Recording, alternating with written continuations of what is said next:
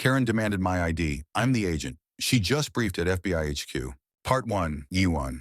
I never thought the woman who demanded my ID at a grocery store parking lot would be the same one who nervously briefed me in the conference room of FBI headquarters just days later. But life has a cruel sense of irony, and sometimes it serves justice with a twist sharper than a blade. My name is Jordan Tate, Special Agent, Federal Bureau of Investigation. I don't usually lead public briefings, and I sure don't chase headlines. I work cybercrime, internal threats, digital counterintelligence. Most of my job is behind screens or locked doors, quiet, precise, and unglamorous. But a recent investigation brought me closer to the field and closer to people like her. It was a crisp Monday morning in suburban Virginia. I'd driven out early to grab some groceries and supplies before heading to HQ. I wore jeans, a plain gray hoodie, and a baseball cap. Nothing flashy, nothing that screamed federal agent. I parked, stepped out, and reached for my bag when a sharp voice cut through the calm like a blade through silence. "Excuse me, what do you think you're doing here?" I turned. A woman in her late 40s, aggressively put together, expensive fitness gear, perfectly bleached hair tied into a ponytail that bounced with each step, was staring at me like I'd just broken into her car. "I'm sorry?" I asked. She pointed, shaking her head. "You don't look like you belong here. Are you following someone? What are you doing in this neighborhood?" I blinked. "Ma'am, I'm here to buy groceries." She scoffed, arms crossed. "I've seen your type casing parking lots. Don't get smart with me. I'm calling security." I stayed calm. I'd seen worse confrontations. "I'm not doing anything wrong. There's no need for that." But Karen, as she would later be known online, stepped closer, eyes wild with manufactured authority. "Show me your ID right now." I didn't move. "You have no authority to ask for that." "Oh, I don't?" she sneered. "You're aggressive. You're being difficult. I'm filming this." And she did. She pulled out her phone and started recording, narrating the situation as if she'd just uncovered a criminal act. "This man refuses to identify himself. He's loitering around people's vehicles. This is a high-security area." I wanted to walk away, but I also knew that walking away meant giving her a story she could spin. So I waited until security came, a middle-aged guard who knew me from my weekly stops. "Agent Tate," he nodded. "Everything all right?" Karen's jaw dropped. "Agent? You're with law enforcement?" I finally pulled out my ID. "Yes, ma'am, federal. And I'd advise you not to harass people in public, especially when you don't know who they are." The color drained from her face, but that was only the beginning. 3 days later, I was scheduled to receive a threat assessment briefing for a task force investigating white-collar cybercrimes that targeted financial institutions. A new internal team was formed, mostly from other agencies, civilian analysts, and private contractors on clearance. I walked into the high-security conference room at the Bureau. The team lead stood near the projection screen. It was her, the woman from the parking lot, Karen. Her real name? Dr. Karen Whitmore. Civilian cybersecurity consultant with a clearance background in digital forensics. She didn't recognize me at first. My suit, badge, and confident demeanor had erased the hoodie-wearing suspicious man she thought she'd confronted. But as she started her briefing, stumbling through protocols, eyes darting nervously, her gaze locked with mine, and everything changed. That morning, whispers followed her down the halls. Someone had already posted her viral video. A bystander in the parking lot had captured it all: the confrontation, the entitlement, the disbelief when she realized who I was. Within hours, the video made its rounds across social media. Trisha, Karen vs FBI started trending. People were furious, not just because she'd profiled a black man for existing in a suburban parking lot, but because she'd dared to do it to a federal agent who had done nothing wrong. Some saw the irony. Others saw systemic rot. I saw pain, deep, generational, and far too familiar. The Bureau tried to handle it quietly. PR sent out a boilerplate statement condemning racial profiling in any form and emphasizing the need for better community engagement. Karen requested to be removed from the project, but I didn't want that. "I want her to stay," I told the deputy director. "Let her finish the work. Let her face what she did. Let her grow from it." He looked at me like I'd volunteered for a minefield. "Jordan, are you sure?" I nodded. It's not about revenge. It's about responsibility. So she stayed. And for the next 3 weeks, I led that task force, with Karen Whitmore sitting 2 seats to my left, every single day. She rarely spoke. She avoided eye contact. But she did the work. And slowly I saw it. Her posture shifted. Her eyes softened. She asked questions with more humility. When we discussed targeting biases in AI algorithms, she stayed late to research case studies. One afternoon, she even brought in data on how facial recognition systems disproportionately flag people of color. "I'm sorry," she whispered to me once after a briefing. "I wasn't just wrong. I was everything I claimed to be protecting others from." I didn't say anything. Not then. Because change doesn't happen with a single apology. It happens with action, with time, with humility. But not everyone was so forgiving. A petition circulated to strip her of her clearance. Protesters picketed her company's DC office. Sponsors threatened to pull their funding. And that's when the real drama began. That's when public backlash met personal redemption, and the stakes got higher than either of us expected. Part 2. The hallway outside the FBI conference room was eerily quiet, like the calm before a riot. I could feel the tension building with every passing day. The air around us, even in our secure high-rise office, felt charged. Not from a threat briefing or external breach. No, this time the storm was coming from within. Karen's video had gone viral. Not just internet viral, but national news viral. The kind that made late-night talk shows. The kind that led to segments titled, "Racial Bias in Your Backyard, the Karen Epidemic." They didn't even bother disguising the name. There she was, her face frozen in a screenshot, mid-sneer, pointing at me with a trembling phone in her hand. Broadcasted on CNN, MSNBC, Fox, and everywhere in between. Even some foreign outlets picked it up. But that wasn't the worst part. The worst part was that people found out where she worked. The tags flooded in. "This woman works with law enforcement. FBI is training with racists now? What's the point of cyber defense if the real threat is internal?" The world was angry. And this time, they had receipts. Meanwhile, inside the bureau, whispers were turning into quiet meetings. I got pulled into one the following Monday. Deputy Director Crowley sat at the head of the table, surrounded by 3 other suits from legal, communications, and ethics. "You're not in trouble," he began, hands folded, voice even. "I know," I said. "I didn't do anything wrong." Crowley nodded. "But the optics are theirs to fix," I cut in. "Not mine." He leaned back. "There's pressure, Jordan. Sponsors are withdrawing from cybersecurity partnerships. Civilian consultants are threatening walkouts. Karen Whitmore is on the verge of getting blacklisted from federal contracts." "She should be," said someone from legal. I raised a brow. "So, you're telling me the Bureau's comfortable punishing her, just not for the right reason?" The room went quiet. "Let me be clear," I continued. "I'm not protecting her. I'm protecting the integrity of our process. If we start making examples out of people because social media tells us to, we're no better than the mobs." "She harassed you," Crowley reminded me gently. "She also apologized," I said, "and she's working twice as hard now." The ethics officer interjected, flipping through a report. "We noticed. She clocked in 20 extra hours last week, redid the AI anomaly models, submitted a flag behavior matrix for bias recognition. Honestly, it's good work." "So let her work," I said. Crowley looked at me long and hard. "All right," he sighed. "But if this escalates again—" "It will," I said, "but we'll handle it." By the following Friday, the office was no longer just tense. It was split. Some folks stood firmly with me, praising my patience, my integrity, my grace under fire. Others, they resented her presence. Whispers floated in break rooms. "She's only still here because he vouched for her. It's a PR stunt. No way she changed that fast." I didn't argue. I just kept working. But I noticed the shift in Karen.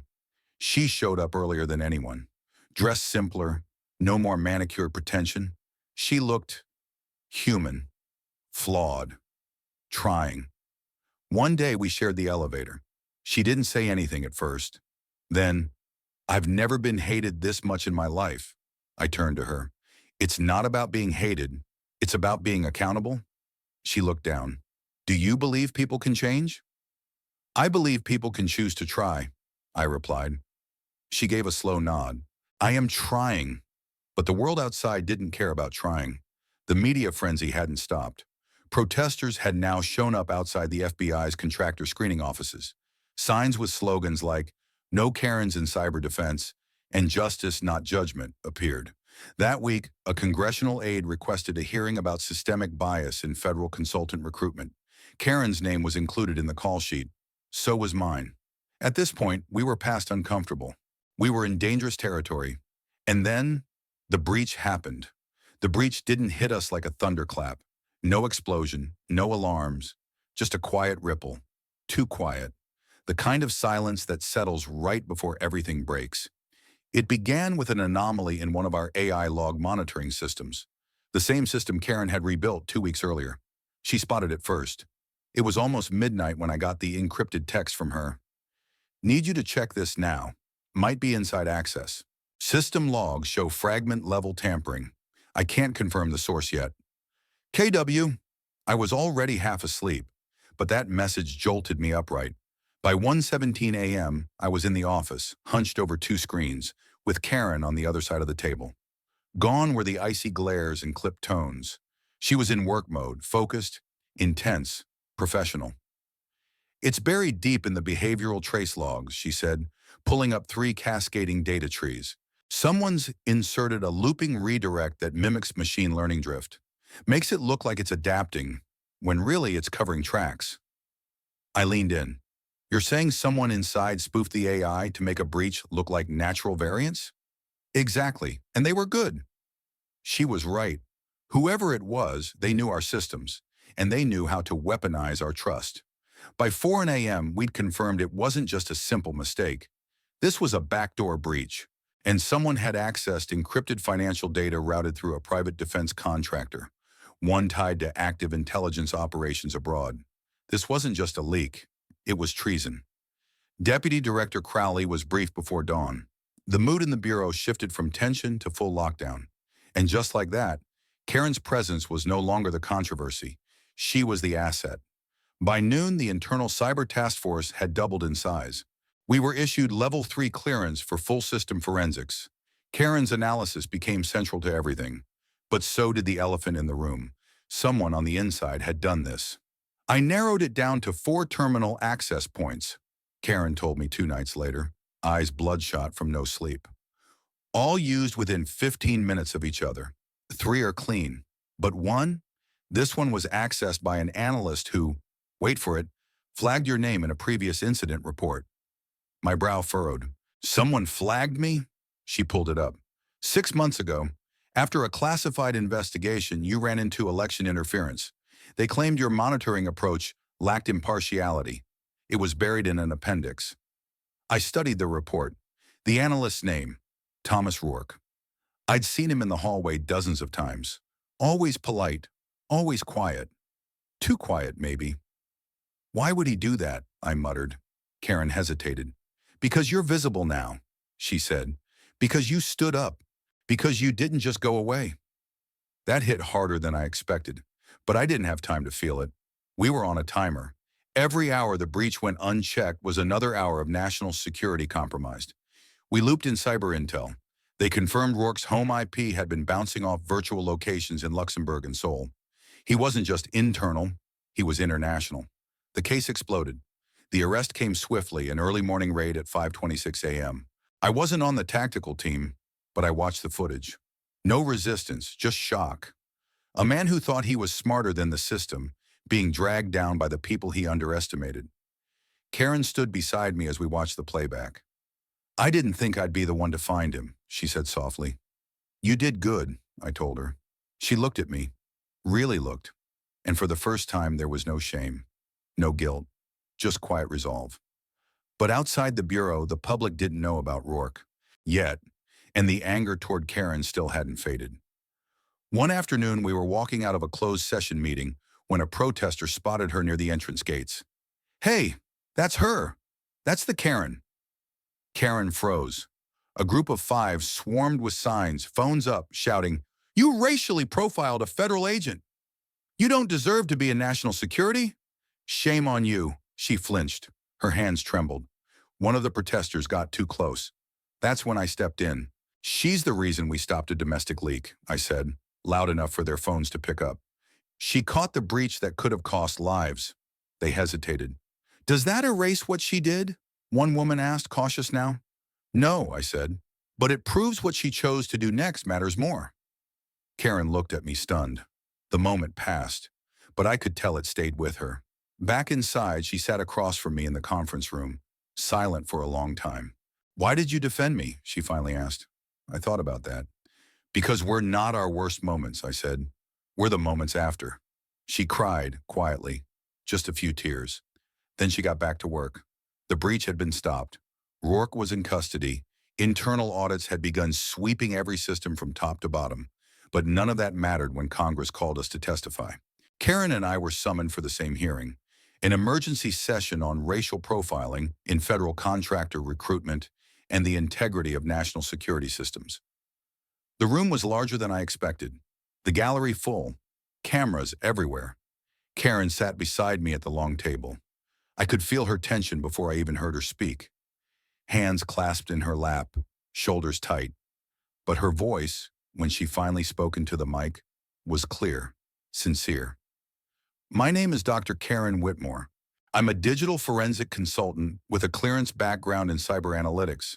Several weeks ago, I wrongfully confronted an innocent man in a public parking lot. I judged him based on his appearance, not his actions. That man turned out to be a federal agent. She paused. And he turned out to be the person who defended me when I didn't deserve it, who stood up for due process even when the public wanted punishment. The room was still. One of the senators leaned forward. Dr. Whitmore, you are aware the Bureau was under tremendous pressure to remove you. Why do you think you're still here? Because accountability, she answered, is not the same as cancellation. Because someone believed that change was possible, not convenient, not guaranteed, but possible. Then they turned to me. Agent Tate, why did you intervene on her behalf? I didn't flinch. Because we cannot ask the world to trust the justice system if we don't practice it ourselves. Because this job, this country, only works when we believe in rehabilitation, not just punishment. There was a murmur in the gallery, a rare moment of unity in a room used to division. That night, the video from the hearing went viral. But this time, it wasn't anger that fueled the comments, it was hope. Over the next week, everything began to shift. Karen received an invitation to speak at a tech conference on bias in algorithmic systems. The same sponsors who once threatened to blacklist her now wanted her insights. She asked me what to do. Say yes, I told her, but speak truth. Don't market redemption, live it. And she did. Her talk was raw. She opened with the video of our confrontation, yes, the original one from the parking lot. The crowd fell silent as she paused it at the moment she screamed, "Show me your ID!" Then she looked out and said, "That's the moment I failed myself, not because of what I said, but because I believed it was my right to say it." She didn't apologize for being uncomfortable. She apologized for thinking her discomfort was a justification to control someone else. And the room erupted in applause. Internally, the Bureau quietly closed the file on the incident. No reprimands, no disciplinary hearings. But something more meaningful happened. Karen was offered a permanent advisory role on bias mitigation in digital defense systems. She asked for a condition, that the task force also include 2 Black women engineers she had worked with and never previously acknowledged. Both had once been overlooked. Now they'd lead. One morning, months later, Karen and I walked the hallway where it all began, the same stretch where she'd first looked at me like I didn't belong. She turned to me. I used to think the worst thing someone could call me was a racist, she said. Now I realize when the worst thing would have been to stay one. I smiled. And now? Now, she said, I try to be the person I thought I already was. But life has a funny way of circling back. One afternoon I was in civilian clothes again, this time picking up food from a Vietnamese place downtown. A young woman held the door open for me. Behind her, a man, mid-50s, red ball cap, tight scowl, brushed past me with a shove. You people think you can cut in line now, he snapped. The woman gasped. "Excuse me?" The man jabbed a finger. "You don't look like you're from here." Before I could step in, a voice behind us spoke up, firm, unshaking. "That man," Karen said, stepping forward, "is an FBI agent. And that woman? She's more American than you'll ever understand." The man blanched. Karen pulled out her phone, not to film, but to dial 911. He fled. Back outside, I chuckled. "You just went full Karen on a racist." She groaned. "Don't say that." We both laughed. But this time, the laughter was earned. Part 3. It started with a leak. Not the digital kind we trained to detect. Not even the political kind the Bureau feared before elections. This was more insidious, personal, strategic. And it began with a single sentence, whispered into a journalist's inbox. "Ask Agent Tate what really happened with the Whitmore briefing." The article dropped on a quiet Tuesday morning. The headline read, "Inside the FBI's diversity mess. Did race shield a consultant from accountability?" The subheading was worse. A viral Karen video may have overshadowed deeper questions about favoritism, security, and misplaced protection. They didn't name me directly, but they didn't have to. Anyone who'd seen the hearing, watched the testimony, or followed the story knew who the agent was, knew who the consultant was. And just like that, the narrative flipped. We weren't the ones who stopped a breach. We were the ones who politicized it. The Bureau's press office went into overdrive. Crowley called me into his office that afternoon, voice flat, eyes unreadable. "We're under fire again," he said. "Only this time it's not just internet noise. Internal Affairs wants a full audit. Every report, every message, every conversation logged between you and Dr. Whitmore." I sat still. "Are we suspects now?" Crowley rubbed his temple. "You're not suspects, but you are liabilities. And someone's making sure it stays that way." Karen took it worse than I did. When I walked past her desk later that day, she was staring at the article. Not reading it, just staring, as if willing the words to change. "I don't know how to survive this twice," she whispered. I closed the door to the briefing room behind us. "You already survived it once. This time, you're not alone." She looked up bitterly. "You think that matters to the people who want to see us fall? I think it matters to the people who saw you rise." We didn't know it yet, but that article was just the beginning. Within a week, 2 more hit the press, this time quoting anonymous sources inside the Bureau, suggesting Karen had received preferential treatment and direct access to leadership through undisclosed relationships. They even questioned whether I'd compromised internal protocol to protect her. A formal inquiry was launched. We were now officially under review. What made it worse? The investigation wasn't about Rourke anymore. It was about us. I always believed background checks were thorough, especially in our world. Security clearance isn't just a matter of credit history and criminal records. It's about patterns, associations, biases, habits you didn't know you had. So when the Office of Security called me at 6:13 a.m., asking if I could come in before the morning rush, I knew something big had dropped. They didn't ask. They summoned. The conference room was colder than usual, not in temperature, but in energy. 2 men I didn't recognize were sitting across the table. One wore a Homeland Security badge. The other had no ID visible. I didn't ask. I didn't need to. Crowley walked in behind me, nodding silently, then closed the door. The taller man, ice blonde hair, military posture, slid a folder across the table. "Agent Tate," he began, "we've uncovered documentation during a clearance re-verification audit. Records indicate Dr. Karen Whitmore failed to disclose a past connection to a known political extremist group during her graduate years." I frowned. "Define connection." The other man, the quiet one, spoke up. "She was romantically involved with a known figure in an anti-government tech cell in 2004. The group dissolved in 2006 after a failed cyber attack on a California election server." I stared at them. "And you're telling me this now? Why?" The blonde man leaned forward. "Because someone leaked the file, and it's about to go public." By the time I made it back to my desk, the headlines had already dropped. FBI consultant exposed, Karen Whitmore's secret past with tech extremist. Subheading: Karen once dated a radical. How did she pass a security check? It was a witch hunt, and the public lit the first match. Karen didn't show up to work that day, or the next.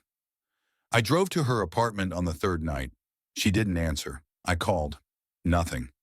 I was about to leave when the door finally creaked open. She looked like she hadn't slept in days. Eyes red, hair undone. The weight of judgment heavier than any press could describe. "I didn't lie," she said. "I didn't think it mattered. We were kids. He left the country before I graduated." I nodded slowly. "I believe you, but they don't care about context. They care about blood in the water." She sank into the couch. "I should have told them. Maybe I thought they'd never find out.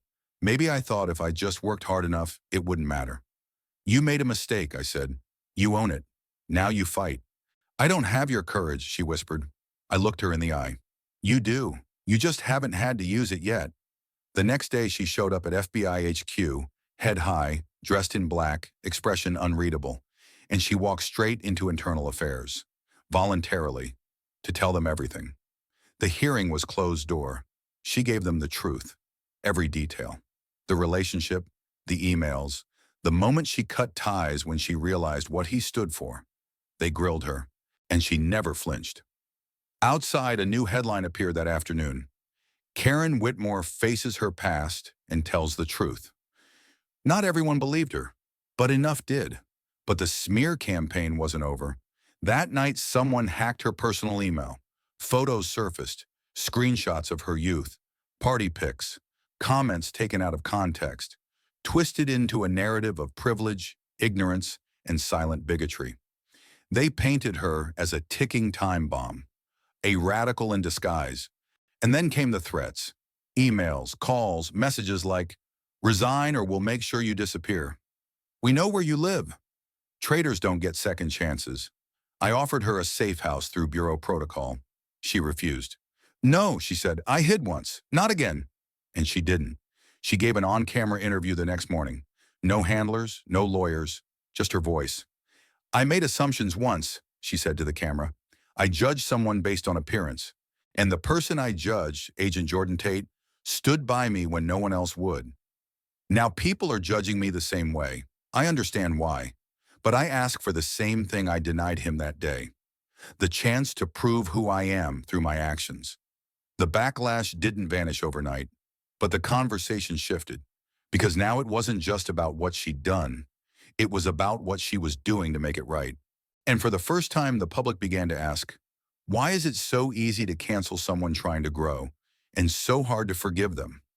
It started with a strange ping on the Bureau's internal risk database. A background crawler flagged an encrypted message on the dark web. At first glance, it looked like standard cyber chatter, harmless noise buried beneath layers of forum anonymity. But the key phrase used in the string matched a national threat watch list term, "Purge the sympathizers." Kshan. The attached post included coordinates. An address in Northern Virginia. Karen's address. I didn't wait for protocol. I ran. Within 20 minutes, I was standing outside her building, hand on my concealed carry, scanning the street. I didn't see anything yet. I reached her door. "Karen, it's me." Silence. "Karen." Nothing. I picked the lock. What I saw froze my blood. Her living room had been ransacked. Couch cushions slashed, laptop smashed, bookshelves overturned. But no signs of forced entry, meaning they had either picked it or, worse, had a key. I called backup. Then I found her phone on the floor. The screen cracked. Blood smeared across the edge. Not a lot, but enough. My stomach twisted. The Bureau issued a citywide BOLO. Be on the lookout. Crowley-approved emergency escalation protocols. Local PDs were looped in. Karen was listed as a potential abduction victim under federal protection, and then came the message. An anonymous text sent directly to my secure line. "Agent Tate, you want her alive? Stop digging." Attached was a photo. Karen, bound, eyes swollen, but alive. The clock was now ticking.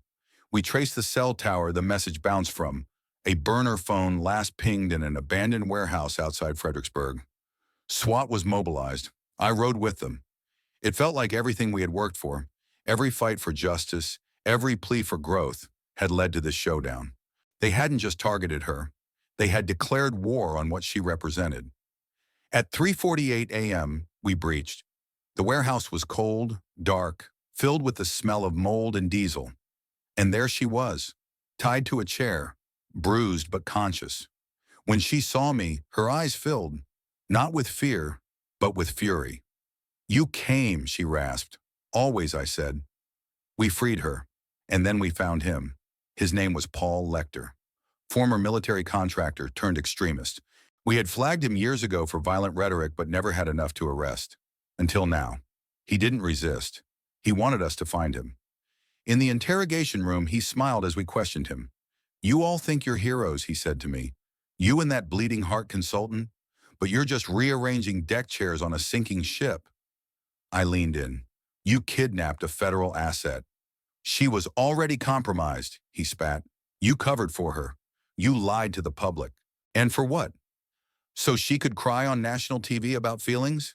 He turned to me. "You're the reason this country's weak, because you gave her power." I didn't answer him. I let the cameras record his confession, and I walked out. Back at the hospital, Karen sat up in bed, IV in her arm, a bandage on her cheek. "I never thought this would go that far," she said quietly. I sat beside her. "That's the problem with hate. It never knows when to stop." She looked at me. "I almost gave up on this. On all of it. But you didn't. Because of you." "No," I said. "Because of you. You didn't need to be perfect. You just needed to keep showing up." And that's when she broke. Tears fell freely. For the first time, not from guilt or shame, but release. We sat there for a long time. By sunrise, news of her kidnapping and rescue had hit the wires. But this time, the headlines read differently. "Karen no more. FBI consultant survives abduction, speaks out on extremism." From viral villain to survivor, Dr. Whitmore's message of redemption. Public opinion didn't shift overnight, but something cracked, and the truth began to shine through. 3 days after the rescue, Karen stood in front of a row of national reporters, bruises still visible under a thin layer of makeup, hair tied back in a practical bun. She didn't want sympathy. She wanted the truth on record. "I wasn't kidnapped because of who I was," she began. "I was targeted because of what I chose to become." The crowd leaned in. "When I stood in that parking lot months ago, I thought I was right. I thought I was protecting my space, my community, my perception of safety. What I didn't realize until it was almost too late was that I had become the threat. Not because I was evil, but because I didn't question the lens through which I judged others." She took a breath. "What happened to me last week wasn't karma. It wasn't punishment. It was a reminder that extremism doesn't just live in the shadows. It lives in the moments we let fear guide our judgment." Her voice cracked, but she didn't flinch. "Agent Tate, Jordan, showed me that change isn't just about apology. It's about action. And that lesson almost cost me my life. But I'm still here, and I'm not stepping back." It was bold, and it was dangerous, because not everyone was ready to hear it. The very next day, Karen received an official summons to testify. Again, this time not at the Bureau or before a civilian committee, but at the House Homeland Security Subcommittee on Domestic Threats. She wasn't being investigated. She was being asked to educate. It was historic. No former viral Karen had ever sat in a national hearing as an expert on bias and domestic extremism. But that didn't mean it would be easy. Before the hearing, I met her in the waiting lounge. "You nervous?" I asked. She gave me a tight smile. "Terrified." "You'll do fine." She paused. "Jordan, what if they ask about the parking lot? About you?" I shrugged. "Tell them the truth." "And if they twist it?" I smiled gently. "Then twist it back." The room was packed. Cameras rolled, reporters scribbled, politicians postured, and Karen stepped up to the mic with her shoulders square and voice steady. "Madam Chair, members of the committee," she began. "Bias isn't always intentional. Sometimes it's systemic. Sometimes it's learned. Sometimes, like in my case, it's lived." There were murmurs. She pressed on. "I've been on both sides of this conversation. I was the accuser, and then I became the accused. I've seen how easy it is to judge, to hate, to label. But I've also seen the power of being corrected. with compassion. One congressman leaned forward.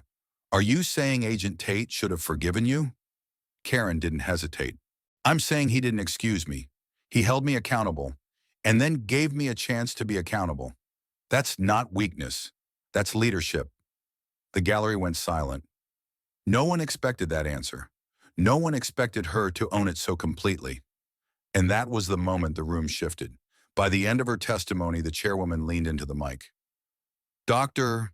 Whitmore, what would you say to the millions of Americans who still think Karen is just a meme and that people don't change? Karen inhaled deeply. I'd say growth isn't always viral. It's personal, quiet, slow, but real. And the first step is listening. The second, letting go of the fear that admitting we were wrong somehow makes us less worthy. The committee recessed in silence. Then the applause came. Not thunderous, but real.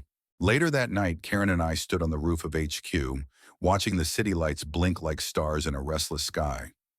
Do you think people will ever forget the video? She asked. No, I said. But maybe that's a good thing. She nodded. I'm not ashamed of who I was anymore, because I'm not her now. And you never will be again, I said. She looked at me and smiled. Part 4. 6 months passed, not in silence, not in scandal, but in rebuilding. The storm had cleared, and in its place was something unexpected. Trust. Karen didn't disappear into anonymity. She didn't chase viral redemption either. She went back to work, quietly, steadily, proving every day that she had changed, not through words, but through choices. The Bureau offered her a new title, Senior Ethics and Threat Awareness Advisor, a position that didn't exist until her story made its way into internal policy review meetings. She declined the fanfare, but she accepted the job. And I got promoted, special liaison to the Bias and Cyber Threat Prevention Unit. Yes, we were now working in the same division. Yes, we had our critics, but we also had results. Our unit launched new training programs on conscious accountability for every consultant, officer, and civilian interfacing with the Bureau's digital systems. Karen led the first seminar. Her opening line, "You don't have to be racist to reinforce bias. You just have to be unexamined." The room was dead quiet, and then pens started scribbling. She was no longer the woman in that video. She was now a cautionary tale and a case study for transformation. One day, a junior agent named Leslie, young, idealistic, newly assigned to our task force, asked me a simple question. Agent Tate, do you really trust her? I looked her straight in the eye. Not just with my job, I said, with my name. That answer stayed with Leslie. I know because I heard her repeating it in the hallway weeks later, to someone new. And that's how change spreads. Not with policy, with people. But change isn't always easy. Karen still faced protesters from time to time. She still got emails. The occasional stranger would recognize her and spit venom her way. But now, she didn't flinch. One time outside the FBI gate, a woman walked up to her and sneered, "You're that racist from the video, right?" Karen simply said, "I'm the woman who learned from it," and walked away. One spring morning, Karen invited me to speak at a university forum. The topic, accountability, redemption, and the role of empathy in national security. A mouthful, I know, but the room was packed. Halfway through the panel, a student stood and asked, "Why didn't you report her? Why didn't you use your power to destroy her reputation when you had the chance?" I leaned forward, because we don't fight bias with revenge. We fight it by breaking the cycle. I didn't protect her from consequences. I gave her space to grow through them. The student nodded slowly. Karen added, "And I'm proof that sometimes what someone needs isn't punishment. It's perspective." As the panel ended, a woman in the crowd approached us, mid-60s, graceful, holding an old newspaper clipping. "I knew your mother," she said to Karen. "We marched in '88. Karen blinked, surprised. "She'd be proud," the woman said. "She believed people could change too." Karen teared up. I quietly stepped aside, giving her that moment, that space. She had earned it. In June, we co-authored a white paper for interagency circulation. Title, Beyond Bias, Building Trust in Digital Justice. It was cited in over a dozen government proposals. A senator even quoted one of Karen's lines on the House floor. To build safer systems, we must confront the unsafe assumptions we hold. Imagine that. A quote from the woman who once yelled at a federal agent in a parking lot, now part of congressional record. On the anniversary of the incident, yes, the parking lot day, we returned to that same grocery store. Just for ourselves. To reflect. We stood quietly in the lot, the breeze tugging at our jackets. Karen turned to me. Do you think I'll ever be done paying for that moment? I shook my head. No, but maybe that's the point. Maybe you're not supposed to stop paying. Just pay it forward. She nodded and smiled. We went inside, got coffee, sat in the same booth we'd once avoided out of awkwardness. Now it felt like closure, maybe even peace. 3 weeks later, Karen received an invitation, not from the bureau, not from a university, but from a local community group. A predominantly Black neighborhood association wanted her to speak about unconscious bias and rebuilding trust. She was hesitant. I'm not sure they want me there. They invited you. But what if... Karen, I said, you've already done the hardest thing. You stayed. You showed up. Keep doing that. She went. She spoke. And for the first time, an entire room of people who had every reason to judge her stood and applauded.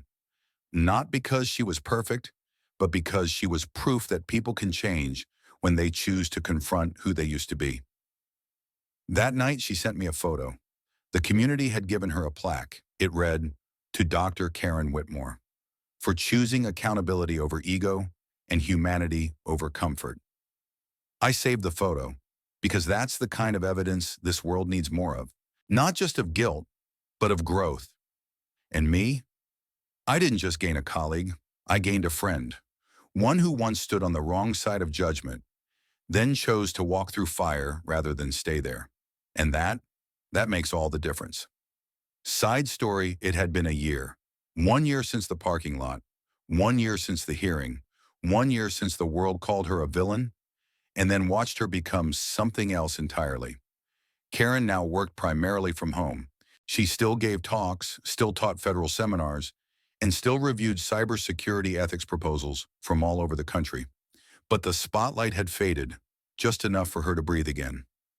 One Tuesday morning, a letter arrived at her apartment, handwritten, no return address. The envelope was worn, like it had been held, hesitated before being sent. She opened it slowly. Dear Dr. Whitmore, you don't know me, but I know who you were. I was one of the people who reposted your video when it went viral. I made jokes, memes. I called you names I won't repeat now. I felt righteous doing it, but then I watched your hearing, then your interview, then your talk at Howard, and I saw something I didn't expect. I saw myself. I've never yelled at anyone in a parking lot, but I've made assumptions. I've let silence do my talking. I've laughed at stories that were cruel and looked away from ones that were real. I've told myself I wasn't part of the problem because I wasn't that bad. But watching you face it, own it, grow through it, it made me look in the mirror. So thank you. Not just for what you did, but for who you became. Signed, just another person, trying to be better. Karen folded the letter gently, and for the first time in weeks, she let herself cry. Not from guilt, not from shame, but from something she hadn't felt in a long time. Hope. That night, she emailed Jordan. Subject. You were right. Sometimes what someone needs isn't punishment. It's proof that growth is possible. He replied 6 minutes later. Subject. Proof received. Somewhere in a federal conference room, a new class of agents was reviewing a case study on implicit bias and operational ethics. They watched the clip of the parking lot incident, then the hearing, then the speech. And at the end of the training module, one line appeared on screen. Change is real. Redemption is earned. Integrity is what we do after the apology. The students sat silently. No one spoke. They didn't have to. They understood. The end.